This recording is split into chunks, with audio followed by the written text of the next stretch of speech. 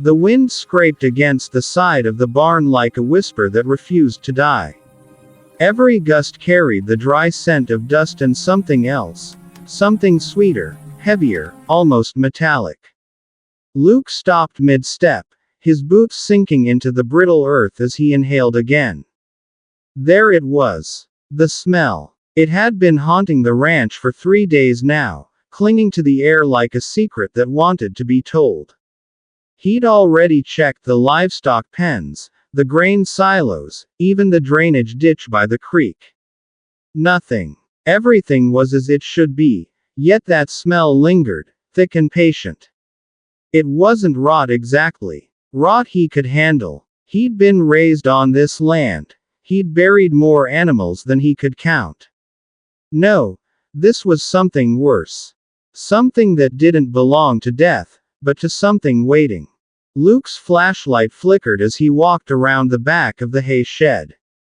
The wind shifted direction, stronger now, and the odor hit him square in the face. He gagged, pressing his forearm to his nose.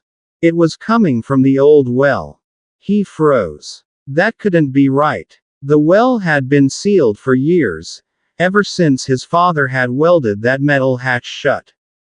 The old man's words echoed in his mind, as clear as if he were standing beside him. Never open that well, Luke. Promise me. Luke had promised. But his father was gone now, 5 years in the ground and no explanation ever given for the strange fear he'd had of that well. Luke swallowed hard and stepped closer.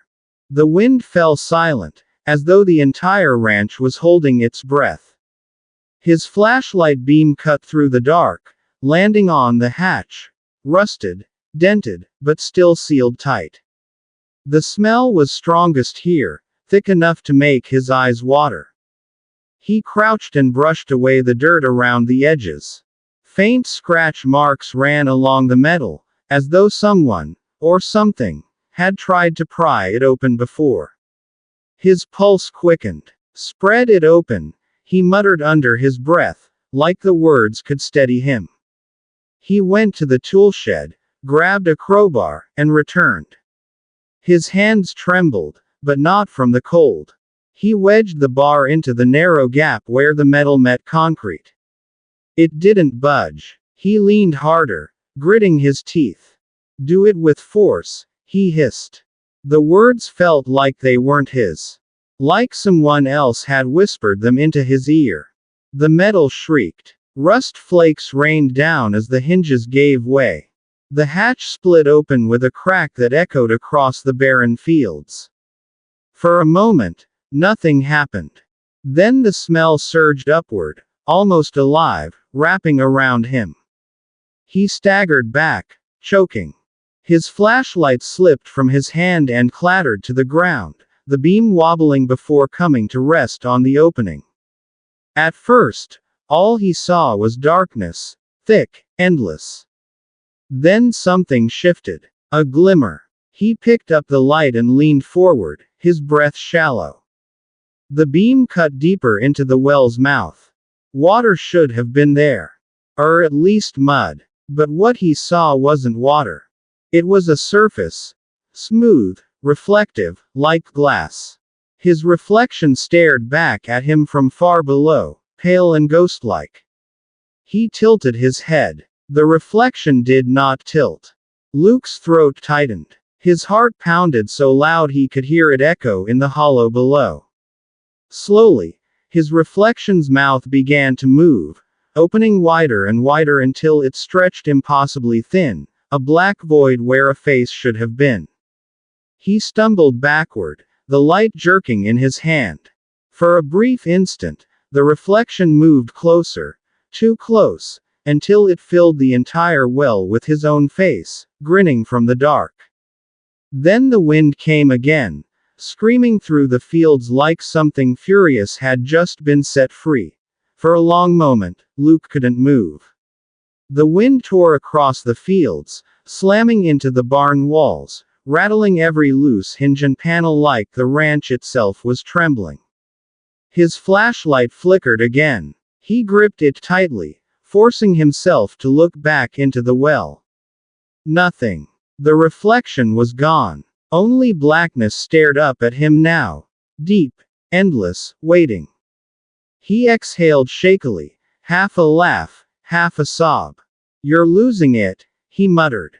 "It's just a damn trick of the light." He said it like saying it would make it true. He reached for the hatch to close it, to seal the nightmare away again, but something in the dark shifted. Not a sound. Exactly. More like the absence of one. A silence that pressed against his ears until he could hear nothing else. Then came the whisper. Soft. Familiar. "Luke." He froze. The voice was his own. He staggered back, the crowbar slipping from his hand. It clanged against the well's edge and tumbled in. No sound of it hitting bottom. Just swallowed whole. The whisper came again, clearer this time, rising like breath from below. "You buried me, Luke." He stumbled backward, shaking his head.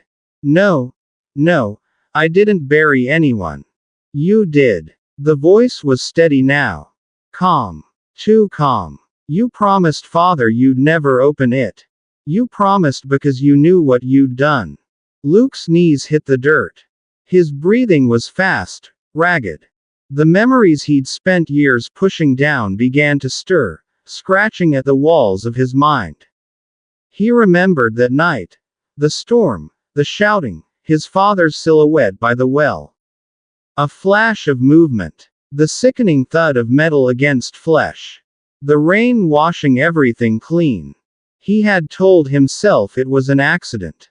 He had welded the hatch shut the next morning, sealing away what he couldn't face. And then, over time, he had sealed away the memory, too. Now, the well was open. And it remembered. He crawled backward until his hand touched something cold. The crowbar. No. He'd dropped that.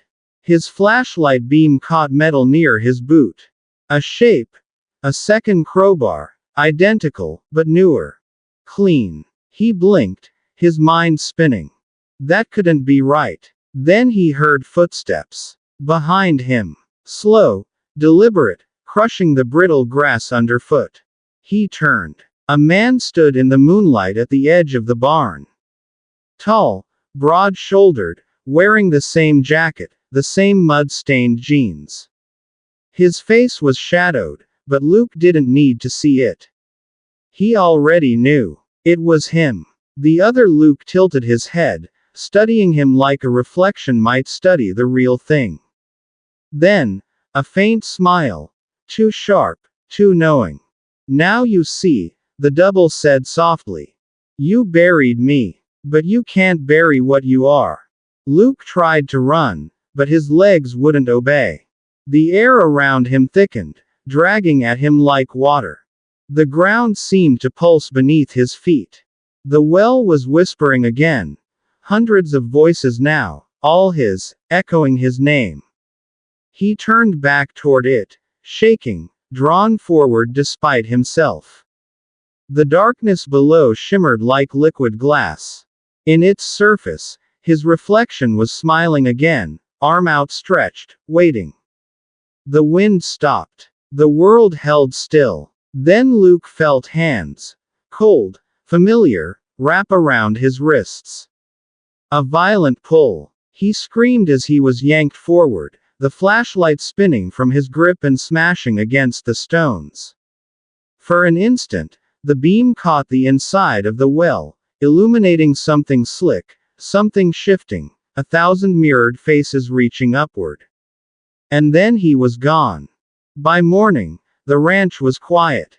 The wind had died. The birds had not returned.